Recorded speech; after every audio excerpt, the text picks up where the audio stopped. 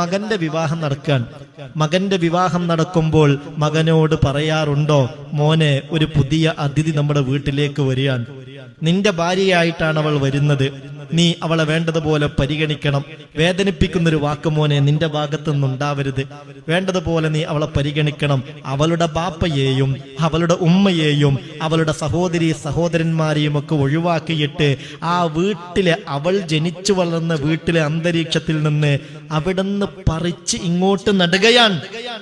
സ്വാഭാവികമായും പല കാര്യത്തിലും പരിചയക്കുറവും പക്വതക്കുറവും ഒക്കെ ഉണ്ടാവാം. അതിന്റെ പേരിൽ ആക്ഷേപിക്കരുത്, പെട്ടെന്ന് ദേഷ്യപ്പെടരുത്, എടുത്തു ചാടരുത്. നല്ല സ്നേഹമുള്ള സന്തോഷമുള്ള കുടുംബജീവിതം നയിക്കാൻ കഴിയണം. അതിന് ഈ കാര്യങ്ങളൊക്കെ ശ്രദ്ധിക്കണമെന്ന് മകനോട്, ഭർത്താവാകാൻ പോകുന്ന മകനോട് ഉപദേശിക്കുന്ന എത്ര ഉമ്മമാര് ഉപ്പമാര് നമ്മുടെ കൂട്ടത്തിലുണ്ടാവും.